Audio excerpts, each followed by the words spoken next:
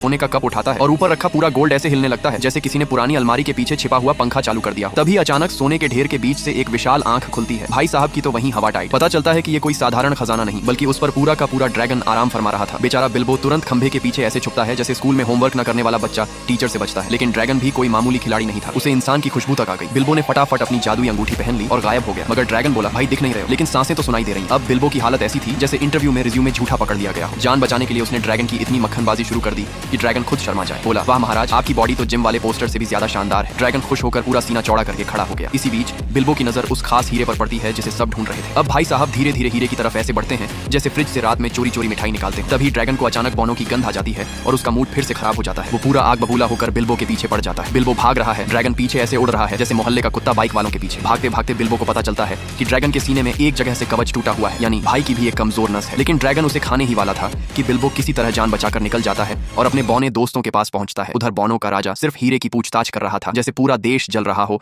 और आदमी सिर्फ अपना चार्जर ढूंढ रहा हो। फिर सब मिलकर ड्रैगन को फंसाने का प्लान बनाते हैं। उसे भड़काकर पुराने भट्टी वाले इलाके में ले जाया जाता है। वहां इतना खतरनाक जुगाड़ होता है कि ड्रैगन पर पिघला हुआ सोना गिरा दिया जाता है। कुछ देर के लिए तो वो पूरा गोल्डन ड्रैगन बन जाता है, लेकिन भाई साहब फिर भी नहीं मरे। उल्टा और ज्यादा गुस्से में आकर सीधे झील वाले शहर पर हमला कर देते हैं। अब शहर में ऐसा हाल हो जाता है जैसे किसी ने पूरा इलाका माइक्रोवेव में डाल दिया हो। हर तरफ आग ही आग। तभी एंट्री होती है बार्ड नाम के तीरंदाज की। पूरा शहर भाग रहा था, लेकिन ये आदमी बोला, आज या तो ड्रैगन रहेगा या मैं। उसके पास बचा था सिर्फ एक खास काला तीर। ऊपर से ड्रैगन ने उनकी मशीन भी तोड़ दी। लेकिन बार्ड का बेटा अपने कंधे पर तीर टिकाकर खड़ा हो गया ताकि उसके पिता निशाना लगा सके। इमोशनल सीन ऐसा कि बैकग्राउंड में स्लो मोशन अपने आप चालू हो जाए। फिर बार्ड ने ड्रैगन के उसी कमजोर हिस्से पर निशाना लगाया जहां कवच टूटा था। तीर सीधा जाकर लगा और पहली बार ड्रैगन के चेहरे पर ऐसा एक्सप्रेशन आया जैसे किसी ने बिजली का बिल दिखा दिया हो। थोड़ी देर तड़पने के बाद आखिरकार वो विशाल ड्रैगन धड़ाम से गिर पड़ा। पूरा शहर बच गया। लेकिन कहानी यहीं